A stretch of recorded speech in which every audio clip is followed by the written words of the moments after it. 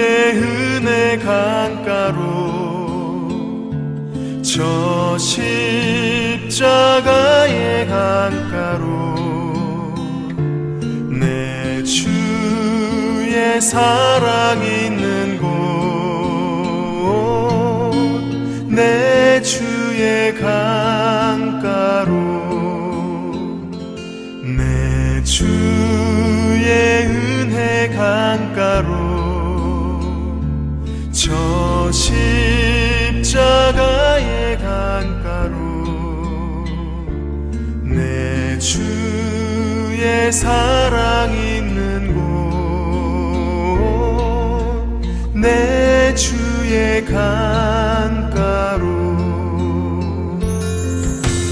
가람 나의 영혼을 생수로 가득 채우소서 피곤한 내 영혼 위에 내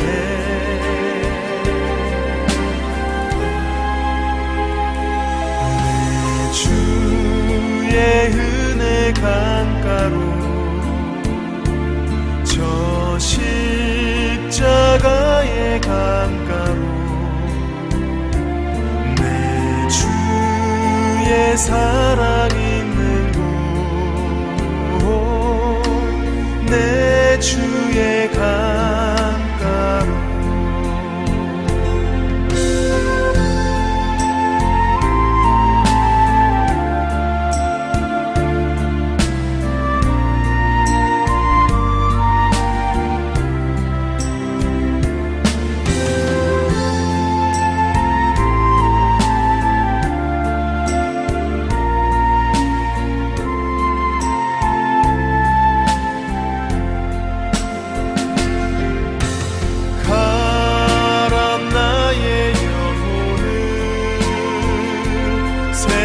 생수로 가득 채우소서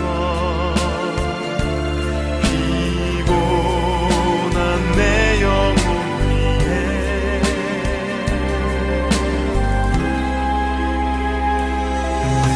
주의 은혜 강가로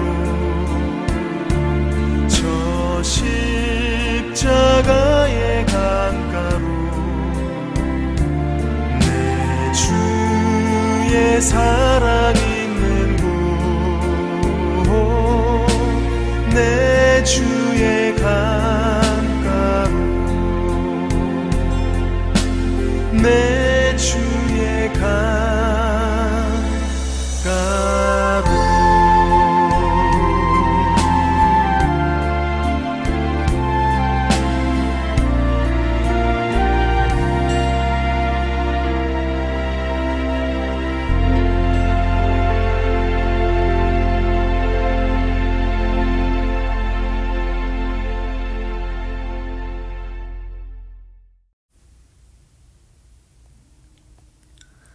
오늘 우리에게 주신 하나님의 말씀은 사무엘상 16장 1절에서 13절까지의 말씀입니다. 다 같이 화면을 보시면서 함께 읽겠습니다. 주님께서 사무엘에게 말씀하셨다. 사울이 다시는 이스라엘을 다스리지 못하도록 내가 이미 그를 버렸는데 너는 언제까지 사울 때문에 괴로워할 것이냐? 너는 어서 뿔병에 기름을 채워 가지고 길을 떠나 베들레헴 사람 이새에게로 가거라. 내가 이미 그의 아들 가운데서 왕이 될 사람을 한 명 골라 놓았다. 사무엘이 여쭈었다. 내가 어떻게 길을 떠날 수 있겠습니까? 사울이 이 소식을 들으면 나를 죽일 것입니다. 주님께서 대답하셨다. 너는 암송아지를 한 마리 끌고 가서 주님께 희생 제물을 바치러 왔다고 말하여라. 그리고 이새를 제사에 초청하여라. 그 다음에 해야 할 일은 내가 거기에서 너에게 일러주겠다. 너는 내가 거기에서 일러주는 사람에게 기름을 부어라. 사무엘이 주님께서 시키신 대로 하여 베들레헴에 이르니 그 성읍의 장로들이 떨면서 나와 맞으며 물었다. 좋은 일로 오시는 겁니까? 사무엘이 대답하였다. 그렇소, 좋은 일이오. 나는 주님께 희생 제물을 바치러 왔소. 여러분은 몸을 성결하게 한 뒤에 나와 함께 제사를 드리러 갑시다. 그런 다음에 사무엘은 이새와 그의 아들들만은 자기가 직접 성결하게 한 뒤에 제사에 초청하였다. 그들이 왔을 때 사무엘은 엘리압을 보고 속으로 주님께서 기름 부어 세우시려는 사람이 정말 주님 앞에 나와 섰구나 하고 생각하였다. 그러나 주님께서 사무엘에게 이르셨다. 너는 그의 준수한 겉모습과 큰 키만을 보아서는 안 된다. 그는 내가 세운 사람이 아니다. 나는 사람이 판단하는 것처럼 그렇게 판단하지 않는다. 사람은 겉모습만을 따라 판단하지만 나 주는 중심을 본다. 다음으로 이새가 아비나답을 불러 사무엘 앞으로 지나가게 하였다. 그러나 사무엘은 이 아들도 주님께서 뽑으신 사람이 아니라고 하였다. 이번에는 이새가 산마를 지나가게 하였으나 사무엘은 이 아들도 주님께서 뽑으신 사람이 아니라고 하였다. 이런 식으로 이새가 자기 아들 7을 모두 사무엘 앞으로 지나가게 하였으나 사무엘은 이새에게 주님께서는 이 아들들 가운데 어느 하나도 뽑지 않으셨소 하고 말하였다. 사무엘이 이새에게 아들들이 다 온 겁니까? 하고 물으니 이새가 대답하였다. 막내가 남아있기는 합니다만 지금 양떼를 치러 나가고 없습니다. 사무엘이 이새에게 말하였다. 어서 그 사람을 보내어 데려오시오. 그가 이곳에 오기 전에는 제물을 바치지 않겠소. 그래서 이새가 사람을 보내어 막내 아들을 데려왔다. 그는 눈이 아름답고 외모도 준수한 홍안의 소년이었다. 주님께서 말씀하셨다. 바로 이 사람이다. 어서 그에게 기름을 부어라. 사무엘이 기름이 담긴 뿔병을 들고 그의 형들이 둘러선 가운데서 다윗에게 기름을 부었다. 그러자 주님의 영이 그날부터 계속 다윗을 감동시켰다. 사무엘은 거기에서 떠나 라마로 돌아갔다. 아멘. 하나님께서 이 말씀을 통하여 우리에게 은혜 주시기를 원합니다. 하나님의 크신 사랑과 은총이 여러분의 삶에 함께 하시기를 빕니다. 오늘은 하나님의 선택 기준이라는 제목으로 함께 하나님의 말씀을 나누겠습니다. 오늘 본문 말씀에는 사무엘 선지자가 어린 다윗의 머리에 기름을 부어 그를 새로운 이스라엘의 왕으로 지명하는 내용이 기록되어 있습니다. 이 이야기를 거꾸로 생각해보면 이것은 사울왕이 하나님으로부터 완전히 버림받았다는 것을 의미합니다. 하나님은 이미 3번이나 사울을 왕으로 세운 것을 후회하신다고 말씀하셨습니다. 그리고 사무엘이 다윗에게 기름을 부음으로써 이 말씀은 현실이 되었습니다. 그런데 이 사실이 사무엘에게는 슬픔과 고통으로 다가왔습니다. 사울과 사무엘은 미운정, 고운정이 닫은 사이였습니다. 사무엘은 원래 이스라엘에 왕이 필요하지 않다고 생각했습니다. 하지만 백성들의 끊임없는 요구와 여러 가지 현실적인 이유, 그리고 마지못해 허락하시는 하나님으로 인해서 우여곡절 끝에 사울을 왕으로 세우게 되었습니다. 그리고 사울이 훌륭한 성군이 되기를 바랬습니다. 하지만 그는 군사 지도자로서는 뛰어난 역량을 나타냈지만 하나님과의 관계에서는 실패하고 말았습니다. 그리고 하나님은 예상과는 다르게 너무 빨리 사울을 포기하셨습니다. 하나님은 사울에게서 더 이상 하나님 나라에 대한 꿈을 찾아볼 수 없었고 그에게 가능성을 볼 수 없었습니다. 그래서 하나님은 사울을 포기할 수밖에 없었습니다. 그러나 사무엘은 이 사실이 너무나 슬프고 안타까웠습니다. 성경은 사무엘이 심하게 괴로워하고 있다고 기록했습니다. 그리고 그 괴로움이라는 단어는 죽은 자를 애도할 때 사용하는 단어입니다. 사무엘은 마치 사울이 죽은 것처럼 슬퍼하고 괴로워했던 것입니다. 어쩌면 사무엘은 사울의 실패를 자신의 실패라고 생각했을지도 모릅니다. 하지만 하나님은 이렇게 괴로워하는 사무엘의 모습을 기뻐하지 않았습니다. 그래서 하나님은 사무엘에게 더 이상 슬퍼하지 말라고 말씀하셨습니다. 언제까지 괴로워할 것이냐며 그를 책망하기까지 하셨습니다. 하나님은 사무엘에게 사울의 실패는 너의 실패가 아니라고 말씀하시면서 사울을 버린 것은 바로 나 하나님이라고 말씀하셨습니다. 그리고 하나님은 사무엘에게 새로운 사명을 주셨습니다. 그것은 바로 새로운 왕에게 기름을 부어 그를 새로운 이스라엘의 왕으로 지명하라는 것이었습니다. 우리가 인생을 되돌아보면 어떤 일을 성취하고 이루어냈을 때에는 감격해하고 보람을 느끼지만 시간이 지나면 공허함을 느낄 때도 있습니다. 그리고 때로는 어떤 일에 실패하거나 일이 잘못되었을 때 모든 것이 내 책임 같고 내 잘못처럼 느껴질 때가 있습니다. 하지만 시간이 지나고 나서 보면 하나님은 우리의 잘못과 실수 그리고 우리의 어리석음까지도 사용하시는 분임을 깨닫게 됩니다. 그리고 우리가 죄책감과 패배주의를 극복할 수 있는 확실한 방법은 하나님과의 관계 속에서 다시 새로운 사명을 받는 것입니다. 사랑하는 성도 여러분, 위대한 선지자 사무엘도 인생의 패배를 맛보았습니다. 그리고 그로 인해서 자책하며 패배감에 사로잡혀 무기력한 시간을 보내기도 했습니다. 하지만 하나님은 그에게 새로운 사명을 주셨고 그는 다시 일어나게 되었습니다. 여러분의 인생 가운데 죄책감과 패배감 그리고 무기력함을 느낄 때에는 하나님의 말씀에 집중함으로써 새로운 사명을 깨닫고 순종하시는 믿음의 사람이 되시기를 바랍니다. 이제 사무엘이 하나님으로부터 받은 새로운 사명이 무엇인지 구체적으로 살펴보겠습니다. 하나님은 사무엘에게 베들레헴 사람 이새에게로 가라고 말씀하셨고 그의 아들 중에 한 명을 새로운 왕으로 선택하였으니 그에게 기름을 부어서 그를 새로운 왕으로 지명하라고 하셨습니다. 하나님의 이 말씀을 들은 사무엘은 잠시 망설이며 즉각 순종하지 못했습니다. 그리고 그는 하나님께 이렇게 말했습니다.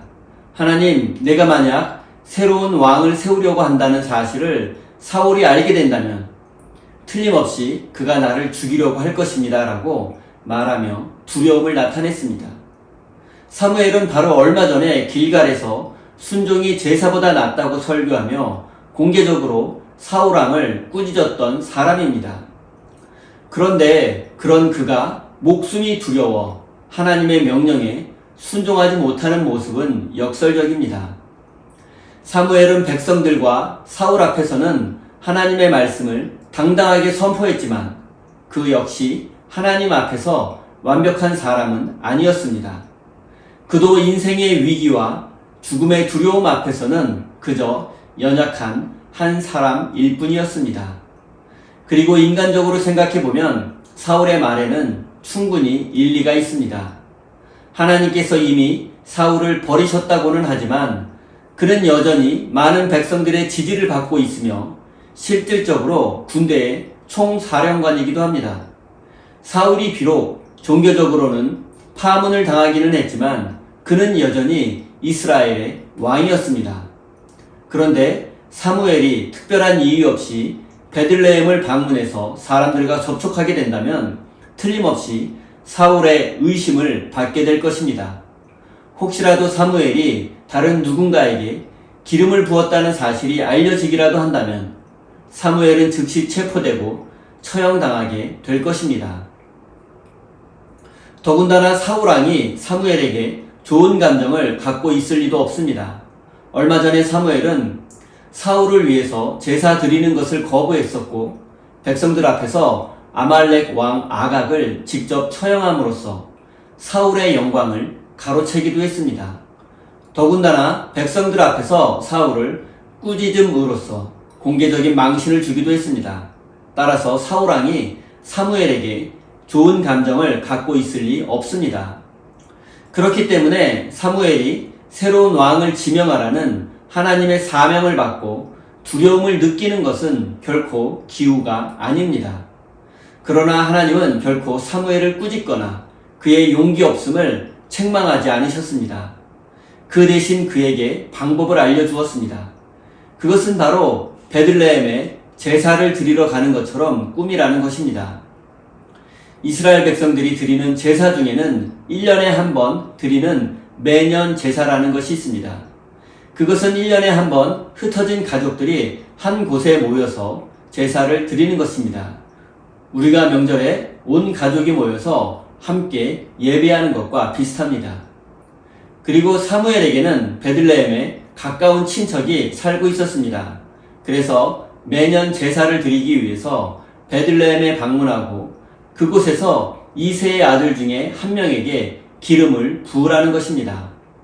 그래서 사무엘은 베들레헴을 방문하게 되었습니다. 그러자 마을 입구까지 베들레헴의 장로들이 나와서 그를 맞이했습니다.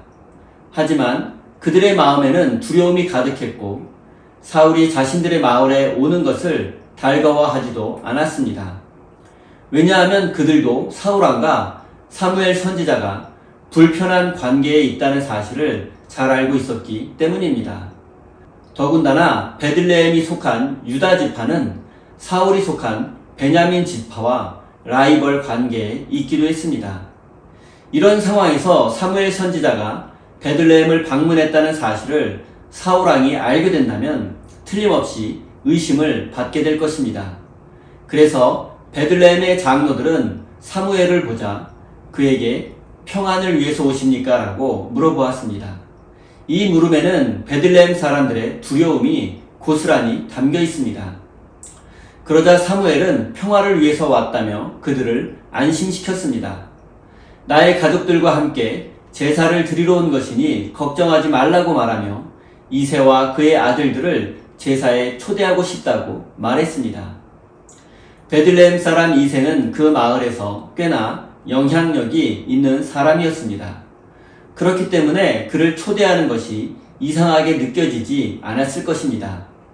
또한 사무엘은 이새의 집에서 며칠간 머물 계획이었기 때문에 그를 제사에 초대하는 것은 자연스럽기까지 했습니다. 그렇기 때문에 마을 사람들도 안심하게 되었고 사울왕의 의심과 감시로부터 벗어날 수 있었습니다. 그리고 사무엘의 제사는 곧 끝이 나게 되었고 모든 사람들이 돌아가게 되었습니다. 이제 이새의 집에는 사무엘과 그의 아들들만이 남아있게 되었습니다.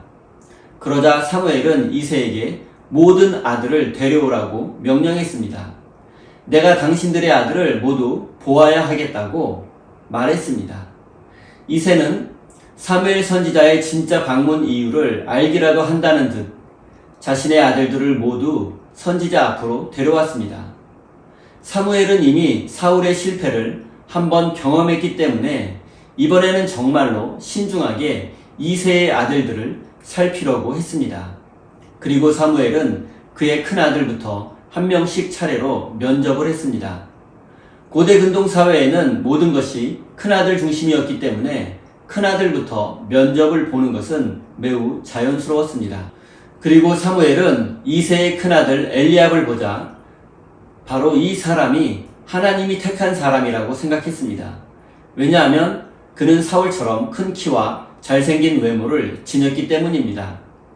그는 누가 보아도 왕이 되기에 손색이 없어 보였습니다. 하지만 하나님의 마음은 달랐습니다. 그래서 하나님은 사무엘에게 이렇게 말했습니다. 7절 말씀입니다. 너는 그의 준수한 겉모습과 큰 키만을 보아서는 안 된다. 그는 내가 세운 사람이 아니다. 나는 사람이 판단하는 것처럼 그렇게 판단하지 않는다. 사람은 겉모습만을 따라 판단하지만 나 주는 중심을 본다. 이새의 큰아들 엘리압은 사울왕을 연상시킵니다. 그의 큰 키와 멋진 외모는 사울과 너무나 닮았습니다. 사람들이 보기에 그의 큰 키와 외모는 왕이 되기에 충분해 보였을 것입니다. 그리고 성경이 말하는 겉모습은 단순히 큰 키와 외모만을 가리키는 것이 아닙니다. 그것은 그의 실력과 능력까지도 포함하는 것입니다. 이런 기준으로 본다면 엘리압은 왕이 되기에 충분한 자질을 갖춘 사람이었습니다. 하지만 하나님은 이렇게 말씀하셨습니다. 사람은 겉모습을 중요하게 보지만 하나님은 마음 중심을 보신다고 하셨습니다. 그리고 이새의 나머지 6 아들을 모두 만나 보았지만 하나님은 모두 자신이 택한 사람이 아니라고 하셨습니다. 하지만 사무엘은 이새의 아들 중에서 한 명을 선택하셨다는 하나님의 말씀을 기억하고 그에게 아들이 더 있지 않냐고 물어보았습니다. 그러자 이새는 막내 아들이 있는데 그는 지금 들판에서 양을 치고 있다고 대답했습니다. 그는 자신의 막내 아들을 작은 자라고 표현했습니다.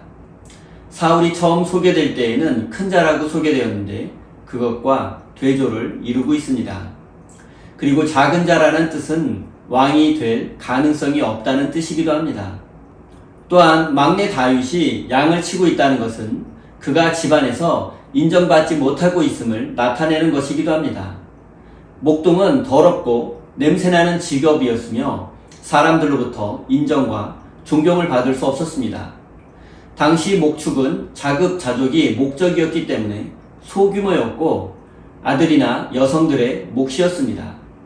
가정 내에서 큰아들이나 가능성이 있어 보이는 아들들은 대개 농업에 종사했습니다. 하지만 막내 아들 다윗은 평생 부모 곁에서 잔심부름이나 하고 목축 일을 할 인물 정도로 여겨졌습니다. 그래서 그는 형들에 비해 작은 자였던 것입니다. 고대 이스라엘에서 농업은 최첨단 산업이었습니다. 목축과는 달리 농업을 하려면 관계시설 등 사회 간접 자본이 확보되어야 하고 강우량을 예측하고 각종 병충해에 대비해야만 했기 때문입니다. 그리고 농업이 발달해야 왕이 도시를 건설할 수 있고 많은 세금을 거둘 수 있었습니다. 사무엘은 막내 아들의 존재를 듣자 즉시 그를 데려오라고 명령했습니다. 그리고 그가 오기 전에는 식사하지 않겠다고 으름장을 놓기까지 했습니다. 또한 그를 보기 전에는 돌아가지 않겠다고 강하게 말했습니다. 그리고 얼마간의 시간이 지나자 양떼를 돌보던 막내 아들 다윗이 집으로 돌아오게 되었습니다. 그러자 사무엘은 순간적으로 이 아이가 하나님께서 선택한 새로운 왕임을 느꼈습니다. 그리고 그 순간 바로 이 아이가 하나님의 왕이라는 하나님의 음성을 듣게 되었습니다. 성경은 다윗의 외모를 오늘날로 말하면 훈남이나 꽃미남처럼 묘사하고 있습니다. 그렇다면 중심을 보신다는 하나님은 과연 어린 다윗의 무엇을 보신 것일까요? 하나님께 합격받은 다윗의 마음 중심은 과연 어떤 것이었을까요? 다윗의 마음이 착하다거나 속이 깊다는 것이 하나님께서 보신 그의 마음 중심이었을까요? 하나님께서 선택의 기준으로 삼은 마음 중심은 쉽게 말씀드리면 오늘날 영성과 비슷한 의미입니다. 단순히 마음이 순진하고 착한 것이 아니라 영성을 의미합니다. 왜냐하면 영성은 하나님과 사람과의 관계 속에서 생겨나는 것이기 때문입니다.